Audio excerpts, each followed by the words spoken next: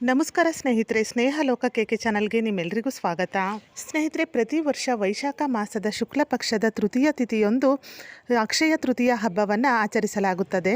ಈ ದಿನ ಯಾವುದೇ ಶುಭ ಕಾರ್ಯಕ್ಕೆ ಪಂಚಾಂಗ ನೋಡುವ ಅಗತ್ಯ ಇರುವುದಿಲ್ಲ, ಏಕೆಂದರೆ ದಿನವಿಡೀ ಶುಭ ದಿನವಾಗಿರುತ್ತದೆ. ಈ ದಿನ ಮಾಡಿದ ಪೂಜೆ ಮತ್ತು ದಾನದಿಂದ ಸಂಪತ್ತು ಮತ್ತು ಪುಣ್ಯವು ಅಕ್ಷಯವಾಗಿ ಹೆಚ್ಚಾಗುತ್ತದೆ ಎಂಬ ನಂಬಿಕೆ ಇದೆ. ಈ ದಿನ ಬಂಗಾರ, ಬೆಳ್ಳಿ ಮತ್ತು ಇತರೆ ವಸ್ತುಗಳನ್ನು ಖರೀದಿಸುವುದರಿಂದ ಶುಭ ಉಂಟಾಗುತ್ತದೆ ಎಂಬ ನಂಬಿಕೆ ಇದೆ.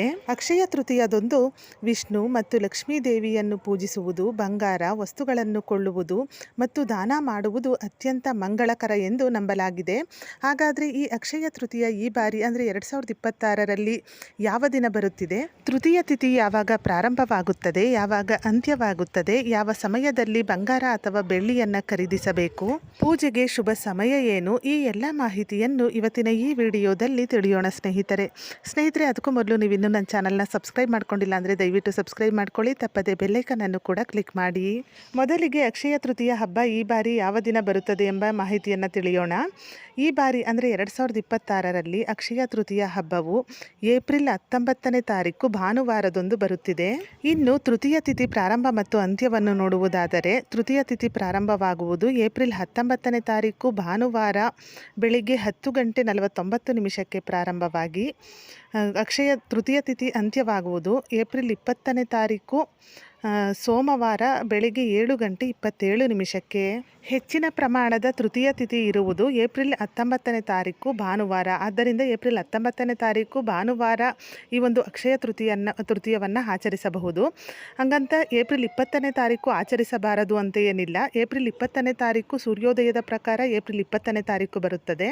ಚಿನ್ನ ಮತ್ತು ಬೆಳ್ಳಿಯನ್ನು ಕೊಳ್ಳುವವರು ಏಪ್ರಿಲ್ 20ನೇ ತಾರೀಕು ಬೆಳಿಗ್ಗೆ 7:27 ನಮಗೆ ತೃತೀಯ ತಿಥಿ ಮುಕ್ತಾಯವಾಗುತ್ತದೆ.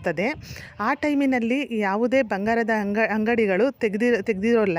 ಅದರಿಂದ ಬೆಳಿಗ್ಗೆ ಆಗಿರೋದ್ರಿಂದ ಆ ಸಮಯದಲ್ಲಿ ತೆಗೆದಿರೋಲ್ಲ. ಅದರಿಂದ ಏಪ್ರಿಲ್ 19ನೇ ತಾರೀಕು ಭಾನುವಾರದಂದು ಚಿನ್ನ ಮತ್ತು ಬೆಳ್ಳಿಯನ್ನು ಕೊಳ್ಳಬಹುದು. ಹಾಗೆ ಪೂಜೆಯನ್ನು ಸಹ ಅಕ್ಷಯ ತೃತೀಯ ಪೂಜೆಯನ್ನು ಸಹ ಆ ದಿನ ಮಾಡಬಹುದು.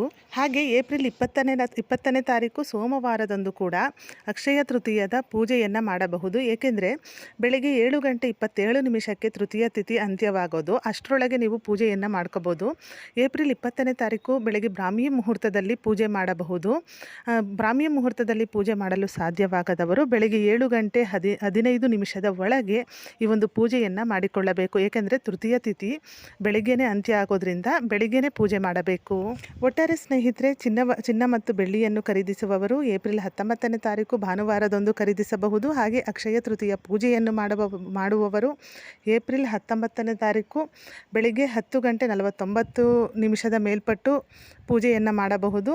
ಜೊತೆಗೆ ಏಪ್ರಿಲ್ 20ನೇ ತಾರೀಕು ಬೆಳಿಗ್ಗೆ 7:15 ಒಳಗೆ ಪೂಜೆ ಮಾಡಬಹುದು.